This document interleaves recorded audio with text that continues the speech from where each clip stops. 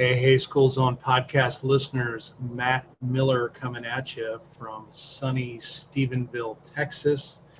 It is actually Eclipse Day, or I don't know exactly what it's called, the first time in 100 years or whatever. Did get a chance to step outside for a minute and check that out and still have my eyes, so that's a good thing. But really, really excited. This is actually our very first second podcast interview. George and I have gotten to know each other over the last number of years because we've been go back many years working Texas events, promoting both of our companies, and it's really been a pleasure getting to know him and his team and more as time goes on about what he does. George Blasing, otherwise known as Dinosaur George. Welcome to the School Zone yet again. You know, Matt, it's always good to see you. Always good to be on your show. So give us a little background, George. Like I said, you and I have been going to elementary principals events and PTA events and all that for years. But for those folks who have no idea what Dinosaur George is and what you guys do, why don't you fill everybody in? Well, I've been doing this 21 years now, and I studied paleontology when I was a kid. I love dinosaurs. We all go through that phase. I just never grew out of my phase. And 21 years ago, I was an executive in this big company, and I wore suit and tie 7 days a week, and I absolutely hated my job. So around that, just to have fun, had been going to schools and taking in, a box of dinosaur bones and things like that to show the kids. And the response was amazing, both from the teachers and certainly from the kids. And I started to discover that there were so many children who have never been to a museum, mostly because either they live in such outlying communities they never get to go, or economically, some never get a chance to go, especially those that live out in the country. So I started speaking, doing assemblies, and that exploded. And the next thing I know, I'm speaking 200 times a year all over the state. I mean, from north of Dallas to south of McAllen to El Paso to Beaumont. I mean, from everywhere in between. And as I was doing that, I learned more and more how some children, the only dinosaur bones they're ever going to see in their life were the little ones that I'm taking with me, the handful of stuff that I'm taking. And one night I'm driving home and I'm thinking to myself, I've got these giant skulls in crates and boxes and storage. And so then I came up with the concept of creating a traveling museum. This will be our 7th year with the museum. It's the thing that really is really what we do now. So we travel around to elementary schools and we turn the gymnasium into a full-blown natural history museum for a day. And it is very rewarding, and it's become the main part of my business. I suspect, based on the trends over the last 3-4 years, this may be all that we'll offer because people just are waiting in line to try to do it. And it's you want to do what's right for kids, especially those kids that need it. But you also have to balance that with work, with business. You got bills to pay. So in order to see the kids who get nothing, the little kids that get absolutely nothing, they have no money in a lot of instances. In order to see them, I have to subsidize my visit to them with income from some of the other schools. So I suspect the museum will be the way for me to do that because I can generate more income with the museum, therefore generate a few more funds, and therefore get to go out to see these kids. Sometimes we go into schools, Matt, that their gym is so tiny, we can only fit, a handful of things. But again, for them, it's the greatest thing in their life. So that's what I've been doing. 21 years doing the assembly programs, 7 years doing the traveling museum, and absolutely just enjoying the heck out of myself.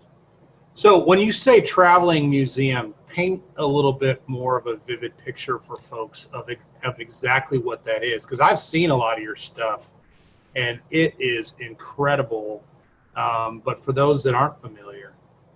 Well, what I've got is I've got a 45-foot long trailer that we pull, And the trailer is actually separated in the center with an upper layer and lower layer. So technically, imagine 90-foot trailer being backed up to a gymnasium in a school.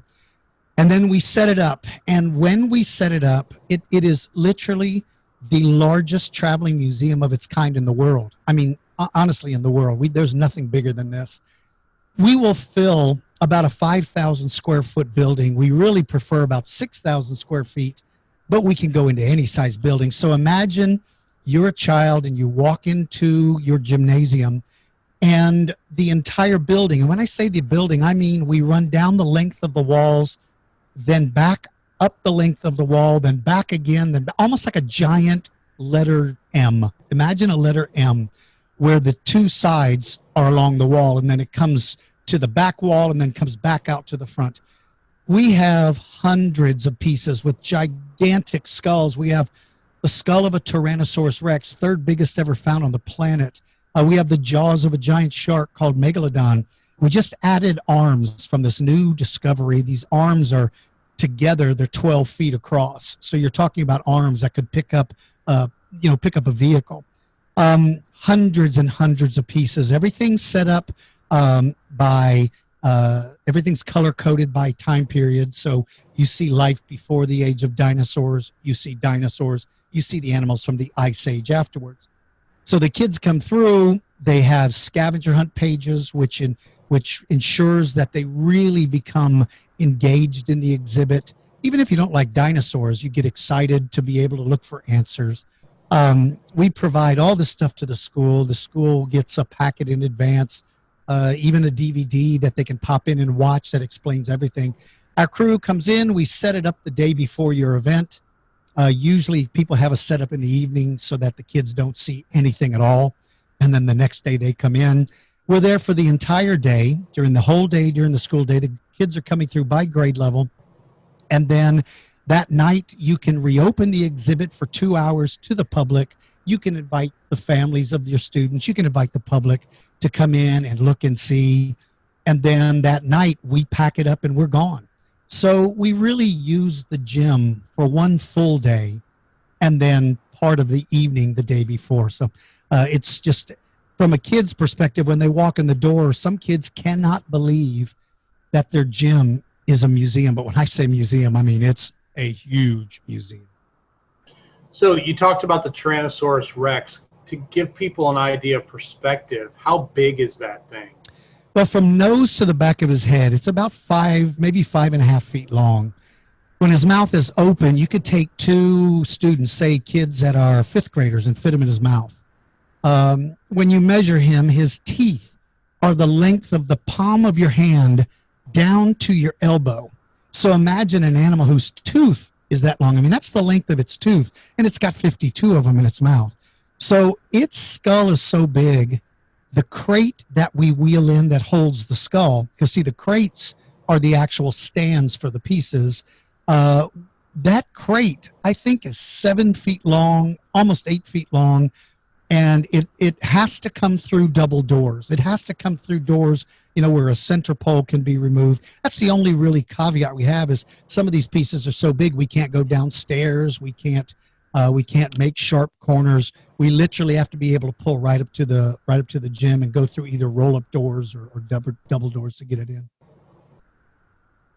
Wow. So that skull is a replica, correct?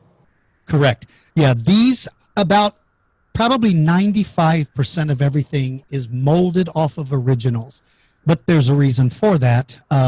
The exhibit itself we probably have close to $200 and probably $50,000 worth of pieces that we bring in. But if those were real pieces, that Tyrannosaurus skull is worth probably $20 million if it was the real skull. So kids, most people are surprised. There are few museums on Earth where the real bones are what you're looking at. You're almost always looking at replicas because the real bones need to be utilized for study purposes, and we don't want to, if you're a student and you're learning paleontology and you want to learn about Tyrannosaurus Rex, you don't want to get on a stepladder in the middle of a museum and crawl up and be measuring and understanding the individual pieces. You want to go into the laboratory where the skull has not been glued back together in one piece so that you have access to those individual pieces. So a lot of people are surprised. Some are disappointed when they say, oh my gosh, I thought these were real. And it's like, you know, you might never see you may never see a real Tyrannosaurus Rex skull in your life. There's only really 2 or 3 museums that actually have the real ones out for the public. So yeah, these are replicas, but that's how we're able to have pieces from all over the world. You know, if I had any pieces from China, they would be illegal because you can't export bones out of China. Same with Canada. So you can see Chinese dinosaurs and Canadian dinosaurs in my exhibit. And for some kids, they'll never get to see them again.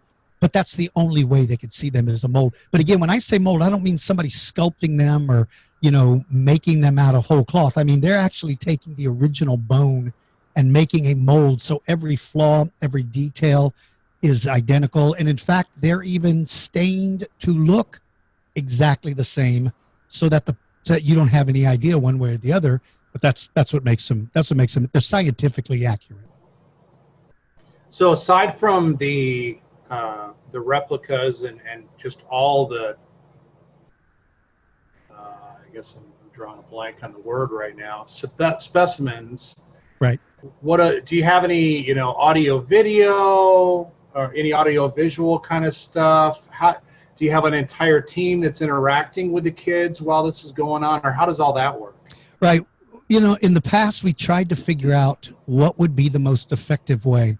And we thought about doing some audio video stuff, but the problem with that is the sound, and it's so loud in a gym, and there's so many kids in at a time that you would find that sound would almost be overwhelming. So what we've learned over the years, the thing that we've learned to do, the kids come in by grade level, and the first thing we do is one of our team members leads the entire group through the exhibit one time, one long line, looks like a big conga line of just everybody's walking and looking. We then sit the kids down on the floor in the gym.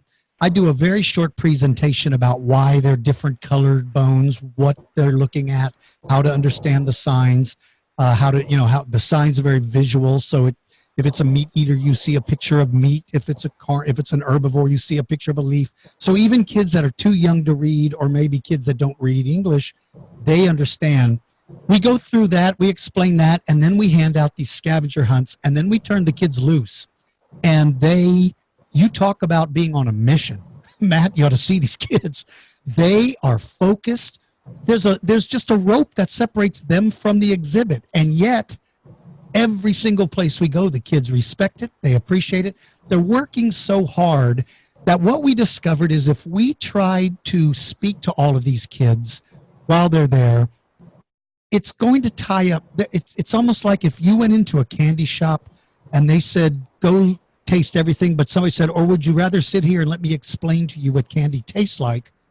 You're going nuts. You don't want to sit and listen. You want to go explore. So we've learned over time, and you know, these scavenger hunts are designed for grade level. So kinder kids, they're just finding matching pictures. You know, there's a picture of a saber-toothed cat. They have to go out and they have to find the picture on the sign that matches theirs, and they get to put a check mark. You talk about a sense of accomplishment. These kids will walk up to you and go, look at my check mark. So my crew is there. I'm there, of course. My crew is there. We're there to interact. We're there to answer questions. But mostly, the kids do it themselves. They want to finish these hunts. They want to do this. They work in groups or in teams or by themselves, whatever they do. But over the years, we've tried various things, and we've discovered this is the thing that gives everybody the most out of the museum. So when we talked a year ago, or a little bit more, the museum and some of that kind of stuff was all that you were doing at that point in time. Not that that's not enough, by the way, but you got a little bit turned on by this whole idea of podcasting. And for those of you that are watching on video, George has a setup that's very similar to mine. His is actually takes mine and goes beyond it with the soundproofing and with the flag on his mic and all that kind of stuff. He makes me look bad here as the host. But anyway,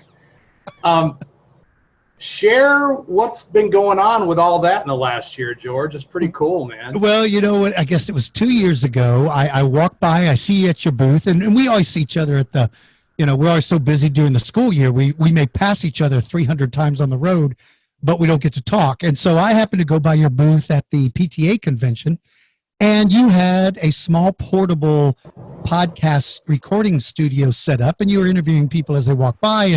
And I saw you. We said, hey, you snagged me. You let me do it. And it's the first time I had ever talked to somebody on a podcast. I listen a lot because I drive a lot. Never dawned on me that might be something I could do. So, of course, I picked your brain and asked you to help me out. And then you gave me so much advice that, in fact, had you not given me the advice that you did to help me set up right, this wouldn't be here. This wouldn't be here because I would have spent a fortune trying to figure out the right way to do it. So driving home after talking to you that day, my mind is going 1,000 miles an hour.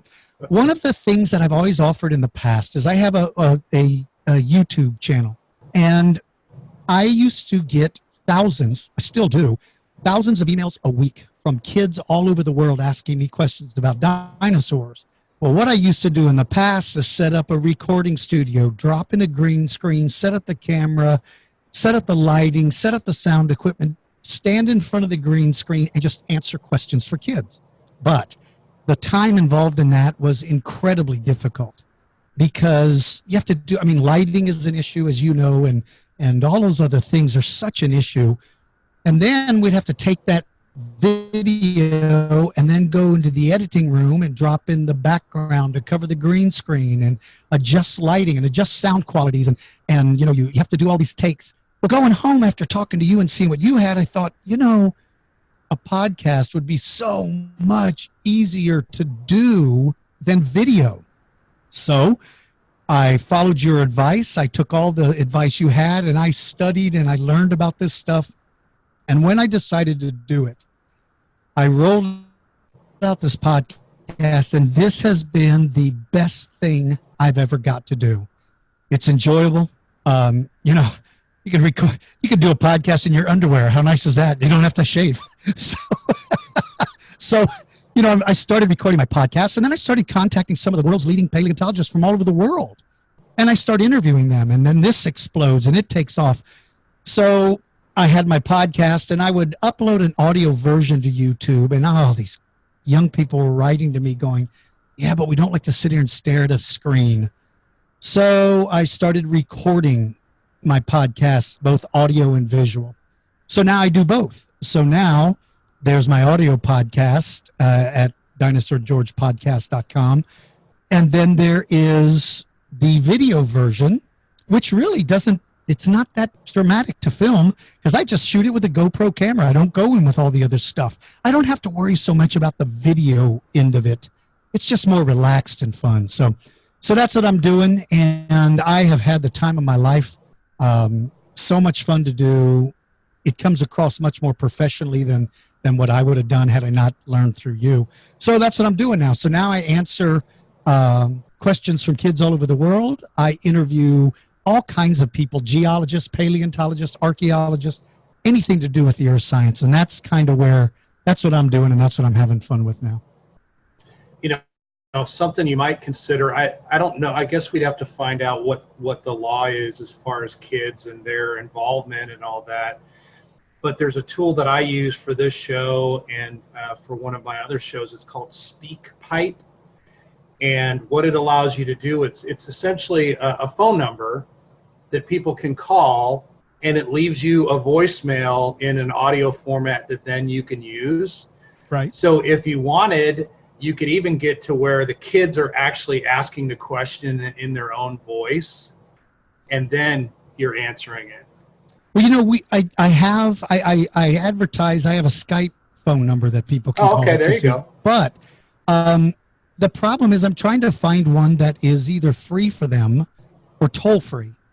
And that's where I'm having the problems, because I do get kids that use it, but it costs money to use. And so I'm trying to figure out how to do it. And one of the things that I do, and I appreciate your concern about privacy because I'm very concerned about it as well. One of the things we absolutely demand that they do is only give us their first name and their city and state or country, so that there's no concerns. Because I know if I'm a parent and I find out that my child has been writing somebody, I want to know what's going on. So I'm very aware of that. But the one that you're using, do you know if they offer, do they offer like any idea if they offer toll-free numbers? Because I'm trying to figure out a way to do it. I'm sure they do. And, you know, I pay a monthly fee of, I don't know what it is, $15 or $20 for the service. Right. But then it's just a regular number that people are calling. My guess is you could do a toll-free number as well. Right. Yeah, I definitely want to do. I'm getting more. As a matter of fact, right before we got on and started doing this, I just got another message. I saw some kid left, or somebody. It may not have been a kid, but somebody called and left a message. You know, the next step that I really want to figure out a way to do is how to get in. You know, I don't want to stop doing my assemblies because there's a lot of people that just simply can't afford the museum. My next focus is how do I do video into the classrooms, you know, where I can set up a studio, do my show from here and pump it in. So that way I could be speaking in Illinois and Kentucky and Arizona and California and still see the kids in Texas, but do it video. That's my next project. We need to talk about maybe seeing if you're available to maybe do some stuff, figure out how to do that. Well, here's the thing. Are you talking like live video, or are you talking just video that you're shooting and an easier way for them to get it in the classroom?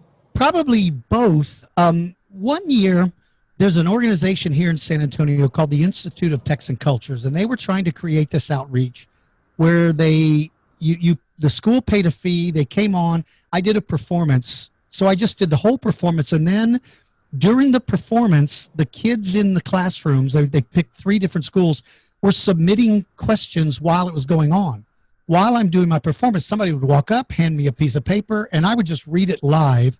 You know, Joey from, you know, Hondo High School or Hondo Elementary School in Hondo, Texas wants to know, blah, blah. So I would probably want to do it live so that there could be some interaction, but I don't know how to do that.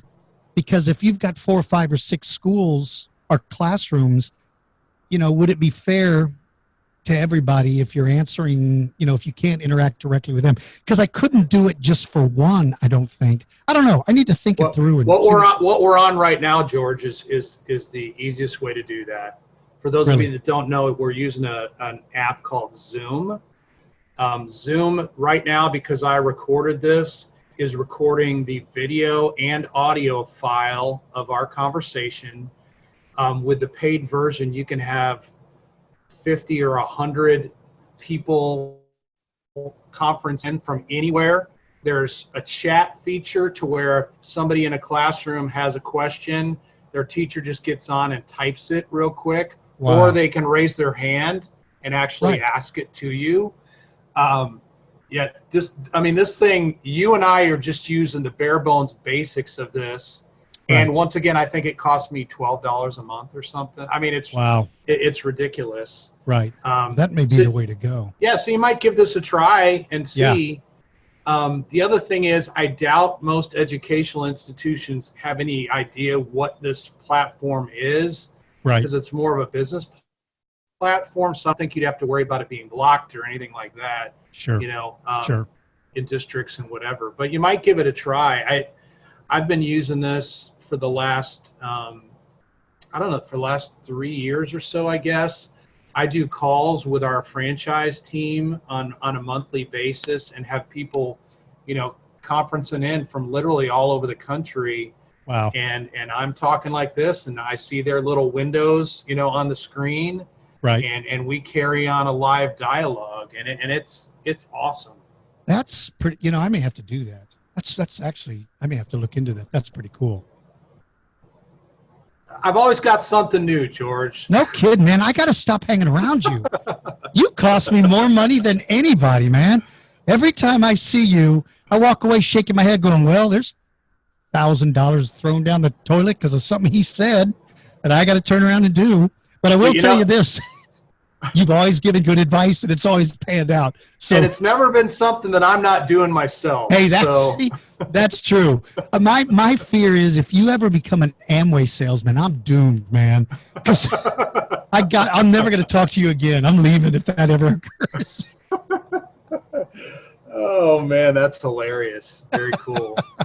So tell us a little bit, give us a few highlights of some of the conversations you have had on the podcast that are available to folks now to go back and listen to, whether it be individuals or in the classroom or whatever. Sure. I would say that a couple of things stand out for me. Now, again, my podcast is dedicated mostly to paleontology, so it's going to be dinosaur related, or prehistoric life related. But the two things that stand out for me is I had the opportunity to interview my personal hero, one of the greatest paleontologists on the planet, Professor Larry Whitmer. I got a chance to interview him, and he was kind enough to give me 20 minutes of his time, and the interview turned out to be an hour and a half. And it was the most incredible thing because first I was able to present him to the audience in a way that most people never get to meet these folks because they see them on TV, but they don't know who they are. So we got to learn so much about him. It was such an intimate interview in that we could discuss things just like you and I are sitting here talking. It becomes almost a friendship, a very relaxed thing. People feel because I wasn't doing the video version at that time, it was only audio version. So he was just on the phone and we just talked, and I got to hear so much cutting edge technology. So that was great from a personal point because he was my hero.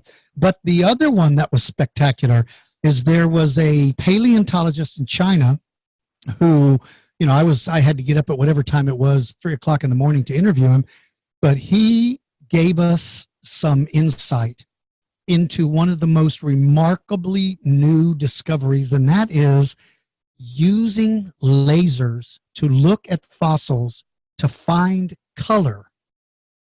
It was beyond anything I'd ever heard in my life. And about 3 days after the release of my podcast, it hits the national airwaves, and it's gigantic. Not my podcast, but the information he shared on my podcast. I had people writing to me going, I've never heard anything like that in my life. This guy was such a great interview. He was funny. He was entertaining. But he explained to us how they bounce lasers off of a fossil, and based on how long it takes to come back, which is, billionths of a second, they're able to determine the color that was there when the animal was alive. So they're able to determine things like color. Then they were able to look at feather impressions to get a look at feathers on a dinosaur. So one of the things that this podcast did for me was it gave me the opportunity to be absolutely at the cutting edge of science instantaneously, because the rest of the world, basically the rest of the non-science world, the scientific community was aware of this stuff. But basically my podcast beat it by a couple of days with news that was so spectacular it changed everything about paleontology. Now we know what color some dinosaurs were because of that technology. So that's the highlights. And then, the other part I love is just reading and answering all the questions from all the kids, and to hear people all over the world, Sydney, Australia the other day, Bangkok the other day, some kid wrote and said, hey, love the podcast. What a thing. You think about it, Matt, I'm sitting in a recording booth in San Antonio, Texas, and somebody from Bangkok is sitting there listening to an hour-long podcast of me talking, and you just go, this is hard to get your mind around. So when I say thank you to you, and sincerely I've always meant that, you put me in touch with a kid in Bangkok who may never come to the United States, may never have anybody that can talk about dinosaurs. Now he or she can sit at home and listen to a podcast about dinosaurs because I ran into you at a PTA convention 2 years ago. How crazy is that? That's awesome. Seriously. Very, very cool. Yeah, isn't it? Isn't it amazing what technology can do today? Yeah, but it's not only that, it's people who are willing to share it. Yeah. Most people find something and they don't want to share it with anybody. You were the exact opposite. You were so open about, here's what you need to do and do this and don't make the mistake I made. That's the thing that I say every time a kid listens to my podcast, it's because of you. And, you know, you have no idea how that may come back to you one day. I mean, you know, my hope, and of course we need to do this, we need to schedule this, is I want to interview you for my podcast when I do my show about how I got into podcasting. So now there's going to be people who will know who it was that got me started doing what I'm doing. So right. It's a small world. Electronically, it's a small world. That's awesome. Well, I'm going to turn you on right now to one other thing. Because tomorrow morning I fly out of DFW to something called Podcast Movement. It's a conference that's been going on for 4 years now. This is my third year to go, and it is podcasters from all over the planet that come together for a couple of days and teach each other the latest. You know, we get a chance to obviously to do a lot of networking and get to know one another, etc. And it has been an absolute game changer for me. Really? This year it's in Anaheim. Next year I believe it's in Philly, right around the same time every year. So maybe next year we'll hang out at Podcast Movement 18 in Philadelphia for a couple of days, and I can introduce you around to a bunch of others in the community. And there's no telling what relationships will be developed and what you'll pick up there. So. Right. Hang on a minute. Okay. Every time you say, I've got something to talk to you about, I just need to get my wallet out because I know what that means. So, I haven't steered you wrong, though. I haven't steered you wrong. You haven't. I mean, you haven't. It makes me sick. I shouldn't have even brought the wallet to the interview. I should have left it in the other room. But anyway, but you know, for me, this is the time of the year that is my downtime. Same for you. You know, it's all building up to next month. Right. And, you know, I really need to take the podcast to the next level because where I have my weakest is how to communicate what I do to a broader market. You know, the dinosaur, every kid goes through a dinosaur phase, and it's always difficult. Do you want to target it to an adult audience or strictly to a kid audience? And then how do you let people know you're where? So I would love to go to something like that to talk to some of these folks to find out, okay, I've got it. It's running. It's working. I've recorded, 15, 20, whatever it is now, 20 something podcasts.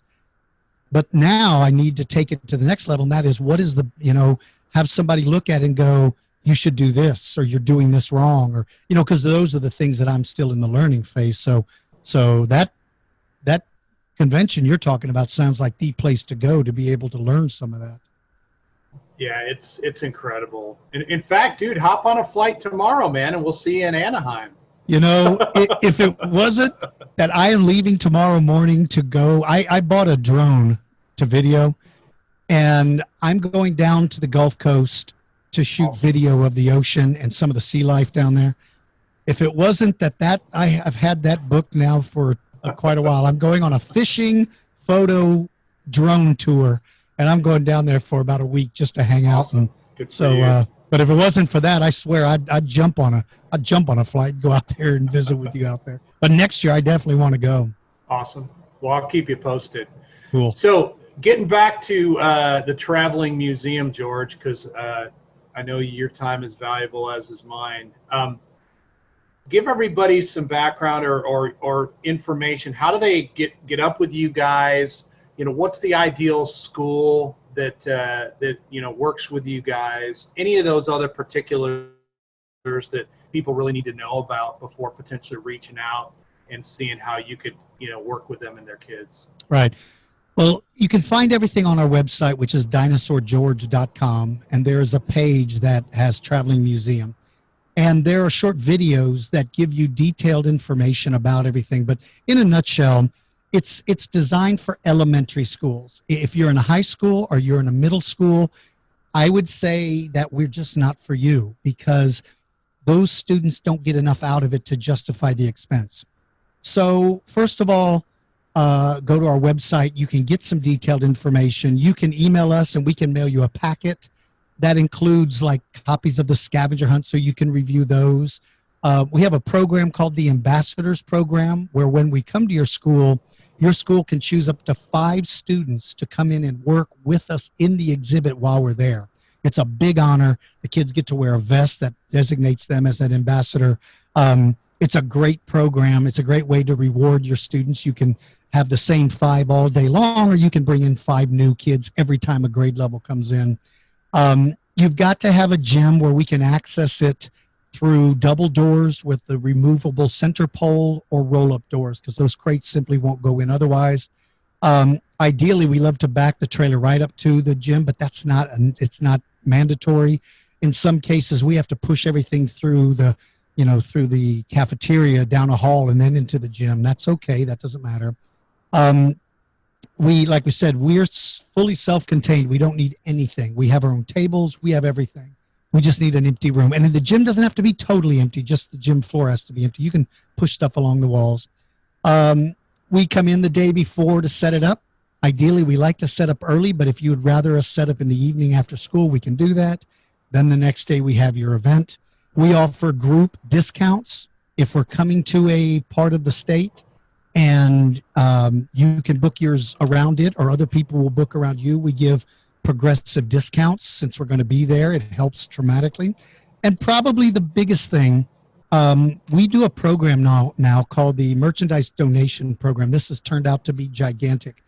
We come in and we set up a gift shop. We man it, we staff it, we handle every aspect of it. We collect the money. Kids can buy mementos, little dinosaur claws and teeth and things like that. And then at the end of your event, we total those sales, and I make a cash donation of 20% of all sales back to you. So it is a huge way to offset the costs. And I think our average donation last year was right at $700. So that's a big chunk of money. So anyway, all the information can be found on the website. Again, it's dinosaurgeorge.com, one word. And then there's a contact us button. Cheryl, who is our director of events, Cheryl would contact you, work you through it, talk about the cost, work with you on anything we need to do, help find a date that suits you. And so we will literally handle everything. But if we do come to your school, it's an event. It's an event those kids will never forget. This is the kind of thing you only want to do every 2, 3, 4 years. You don't want to do this every year because it'll take away the excitement. But yeah, if you want to see the looks on kids' faces, you'll never forget. You stand by that door, and when they walk through, they cannot believe what they're looking at. Guys, in the last year, we released something called the School Zone Podcast's Top 10 School Fundraising Ideas Guide for 2017. And along with that guide, we added 5 different resource companies that we've come across in our interviews in the last couple of years that have really, really struck a chord with me. Our hope this year is we actually have a resource guide as well to go alongside the fundraising guide. But George and Dinosaur George was a part of that guide, and I'm just really, really excited to continue to dialogue, to be partners in crime, I guess, in a way, and of course get to run into George and his folks on a regular basis because we're both out doing our thing. Dinosaur George, George Blasing, thank you once again for coming into the School Zone, giving us all an update. Are there any last parting words at all before call it a night? No, all I can say, Matt, is love what your company is doing. Love the resource you are for so many people. Glad to be part of it. I will say, though, that I don't call you Matt in the office. Around here, you're known as Jesse James. So, Jesse, it's great. Everybody, my accountant knows your name very well, Matt. He just doesn't refer to you in the same loving terms that I do. But in all seriousness, love being able to work with you, and thanks to you and all your listeners and all your viewers out there. Thank you guys for tuning in, and thanks for what you do, Matt. Dinosaur George, thanks, man.